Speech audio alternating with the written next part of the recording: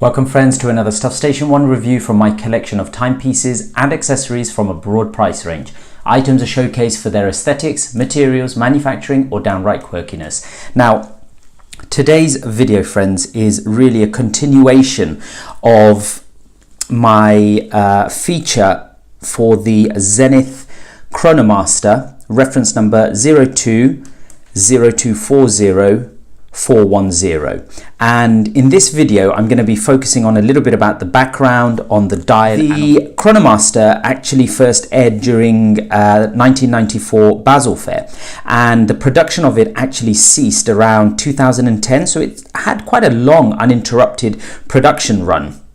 Now obviously the piece itself, it features the mighty El Primero movement, and for the Chronomaster, that came in the 400 or the 410, and in my case it was the updated 410Z movement that came with the actual watch. Now the El Primero, for those of you that are unaware of it, is really a highly regarded movement by manufactured by Zenith, and again a manufacturer that is highly regarded in terms of horology.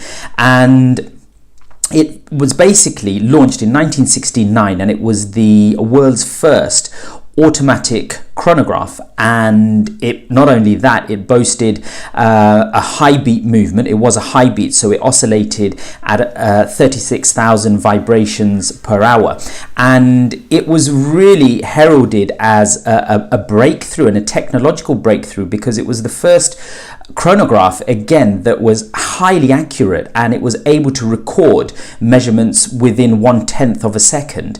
And testimony to the El Primero's sort of might really is the fact that it's still in production to this day, and not only that, they have actually supplied the movement to a whole slew of other manufacturers, notably Rolex, who used the El Primero within their Daytona right up until the early 2000s, I believe. And this particular chrono, it comes with a whole range of sort of complications. Obviously it has the chronograph, it has the date, the day, the month, the moon phase, all in this really lovely high beat movement. Now a lot of effort went into this particular piece, and that's why I've been seeking it for quite a number of years. You know, it really sort of harks back to sort of classical 1950s sort of watch styling.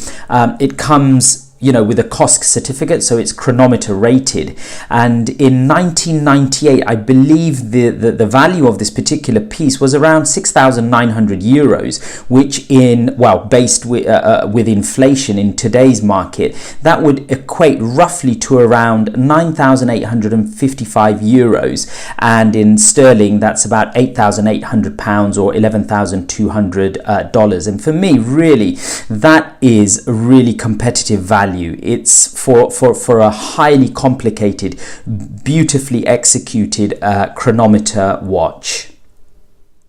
Now, the reason why I waited so long in acquiring this particular piece was purely because of the actual dial. Now, I really wanted this exact particular reference, okay? So I wanted the silver dial, and you know what I love about the dial is the fact that, you know, it's flat here, but then it sort of slopes down as it sort of touches the rehaut of the actual inner case. So that's a detail that I really love.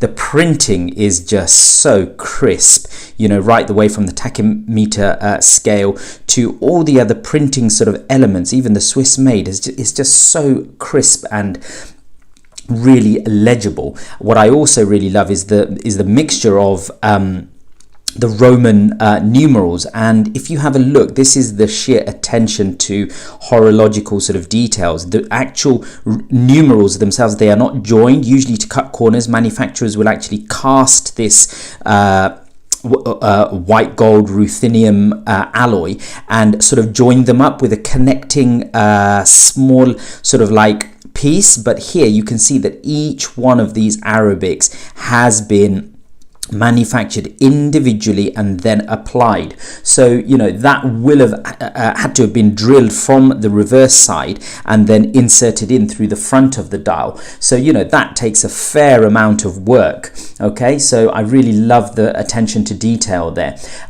So for so many complications, you know, the actual dial is really ergonomically laid out. You know, I love the symmetry of the actual sub dials and the way that the day, the month has been sort of laid out, and you can see this real sort of attention to sort of symmetry and how all circles and lines sort of flow through all the other elements. So that's a real standout feature to me, and it's really, you know, for a piece that has a lot of information, you know, you can, once you get used to it, at a quick glance really read information well there. Now my only little gripe is I think that the day and the month windows could have been perhaps a little bit bigger, and I think on some of the models they actually were. So that's a little sort of gripe that I have there.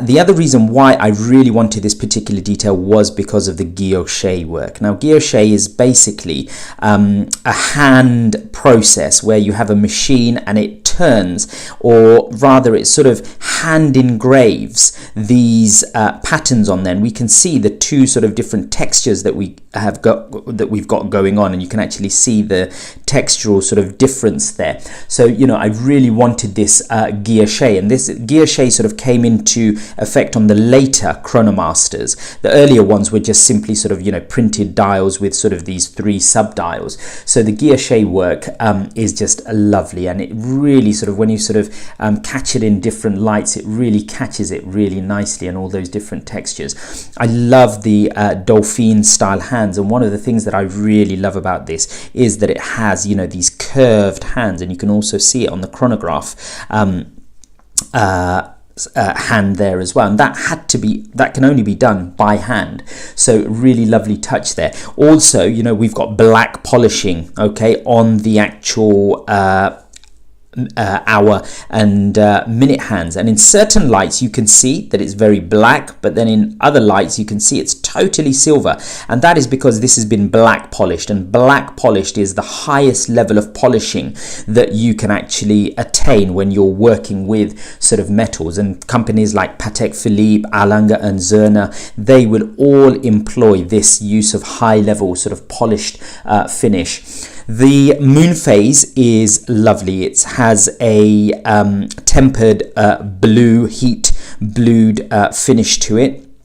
And in different lights, again, you see this lovely sort of range of the color blue that it will run through.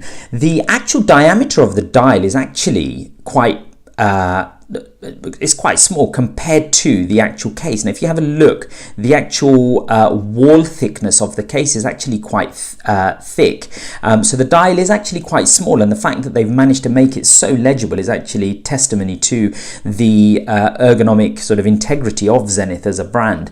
The other thing that I have a little bit of a slight gripe about, I'm not really too keen on this sort of almost sort of like rhombus shaped date window. I mean, it's been beautifully sort of executed, and what I love about it is that the tachymeter scale sort of still continues here, so they've really thought about the sort of the visual ergonomics of it, but I'm not entirely sold on that actual shape. But you know, it's a very small gripe that I have. So overall, in terms of the actual dial, it's a clear winner for me, and one that, you know, I waited such a long time for, and one that I'm really happy with.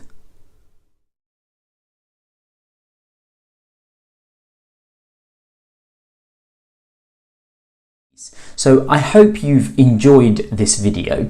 If you have, then please consider subscribing, liking, or having a dialogue by pressing some of the buttons below. So many thanks, and goodbye for now.